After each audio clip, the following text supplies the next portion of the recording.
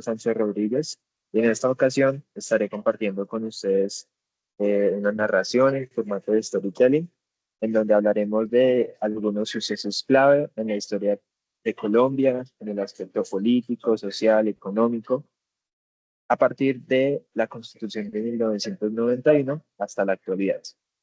Entonces empecemos. Colombia en 1991 intentó detener el reloj de su propia tragedia. Tras décadas de una violencia bipartidista que mutó en insurgencia y terror por el narcotráfico, surgió una nueva constitución de 1991, en donde eh, se buscaba por primera vez un Estado de derecho multicultural y pluriétnico. Esto fue resultado de un periodo de oscuridad en Colombia en donde la figura y la legitimidad del Estado había quedado erosionada por la guerra, el narcotráfico, la violencia armada y una crisis institucional profunda. En medio de toda esta oscuridad, el movimiento de la séptima papeleta, impulsado principalmente por estudiantes universitarios, como por ejemplo en su época Claudia López, abrió el camino hacia la Asamblea Nacional Constituyente que creó la Constitución. Es así que por medio de esta promesa nació una profunda contradicción. Mientras la Constitución en el papel hablaba de derechos y de participación, en el país se iniciaba un giro económico basado en la apertura de mercados y la expansión del modelo extractivo. Como lo dijo José Eustacio Rivera en su libro La Vorágine, sueños realizados, triunfos perdidos. Desde entonces, Colombia estaba atrapada en una democracia que está escrita en papel y una realidad que es marcada por la exclusión y la guerra. Ahora bien, la década de los 90 transformó profundamente la economía de Colombia. El país abandonó el modelo de sustitución de importaciones y abrió sus mercados al comercio internacional. El nuevo modelo económico priorizó la inversión extranjera, la financiación y la extracción de recursos naturales. Al iniciar el siglo XXI, esta estrategia se consolidó como la llamada locomotora minero-energética.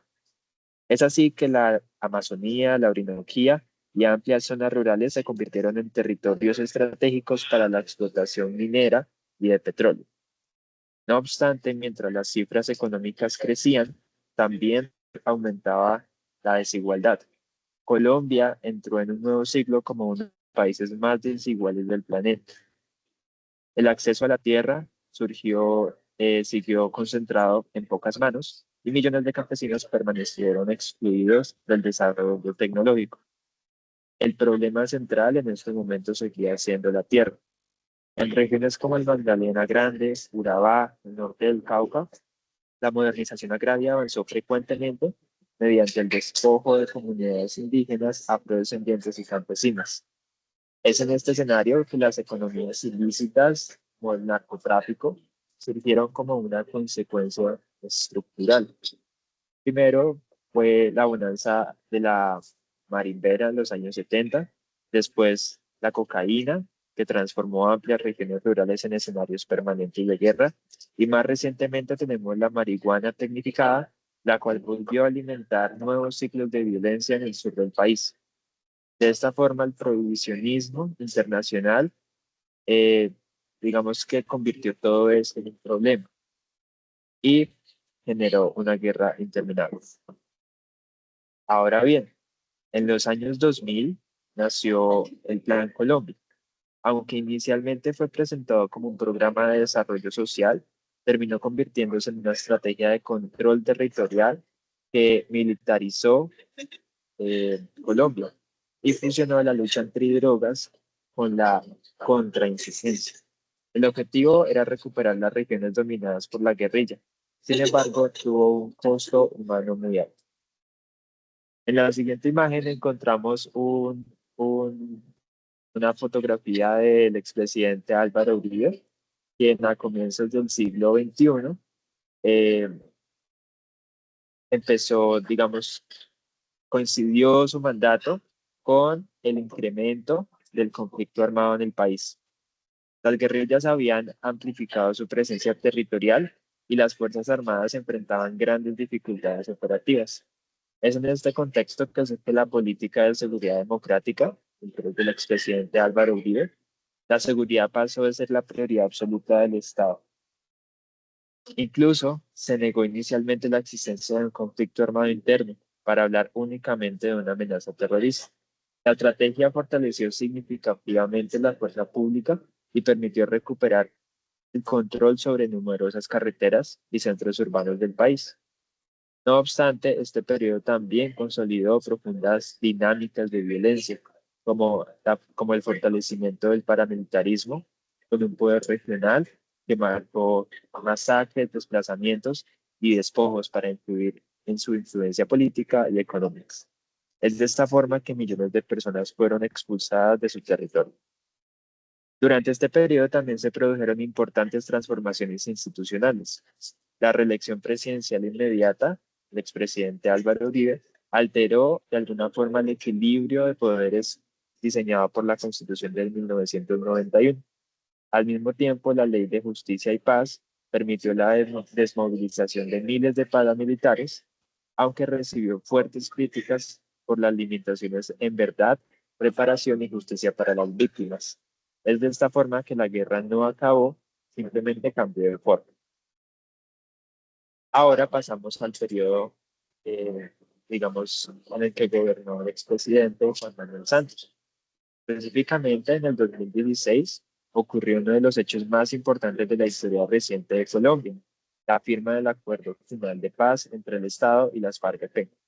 Por primera vez el Estado reconoció oficialmente la existencia de un conflicto armado y aceptó discutir causas históricas. El acuerdo eh, planteó reformas rurales, participación política, sustitución de cultivos ilícitos, reparación integral para las víctimas. No era solo un intento de transformar la guerra, sino también de transformar las condiciones que la habían producido. Pero implementar la paz no resultó más fácil que firmarla, ya que digamos que en los siguientes periodos se identificaron escenarios de incumplimiento de los acuerdos de paz, lo cual propició o facilitó la aparición de nuevas disidencias armadas y el reciclaje de la violencia en los distintos territorios. Ahora pasamos al 2021, en donde encontramos un malestar acumulado en la sociedad colombiana que explotó. La pandemia por COVID-19 evidenció la fragilidad del sistema de salud, el desempleo juvenil y la desigualdad social. Millones de jóvenes salieron a las calles bajo la consigna de no futuro, reclamando los derechos que fueron prometidos desde 1991: la educación, la salud, el trabajo, la vivienda digna. La respuesta del Estado fue bajo una lógica del enemigo interno, pero el estallido social también transformó el panorama político nacional. Ahora bien, en 2022, Gustavo Petro se convirtió en el presidente de Colombia en ser elegido democráticamente en la historia contemporánea de Colombia. Gustavo Petro planteó una propuesta ambiciosa: la paz total. A diferencia de los procesos anteriores, este modelo buscaba negociaciones simultáneas con las guerrillas, grupos post-paramilitares y estructuras criminales, porque la guerra hoy en Colombia no tiene una sola forma, sino distintas caras. Hoy existen múltiples conflictos regionales donde distintos actores armados disputan economías ilegales, corredores estratégicos y control sobre las comunidades. Esta política de paz total ha recibido distintas críticas por parte de las personas en la actualidad. Y tras más de 3 décadas desde la Constitución de 1991, Colombia continúa estando atrapada entre la promesa de la democracia y las heridas de la guerra. El país ha pasado de un conflicto armado tradicional en múltiples violencias fragmentadas y territoriales, pero también ha demostrado tener una enorme capacidad de resistencia y búsqueda de la paz. Por eso me gustaría cerrar esta narración con una frase de Stanislao Zuleta que dice: solo un pueblo que aprende a manejar sus conflictos sin matarse. Es un pueblo maduro para la paz y yo creo que esa es Colombia. Muchísimas gracias.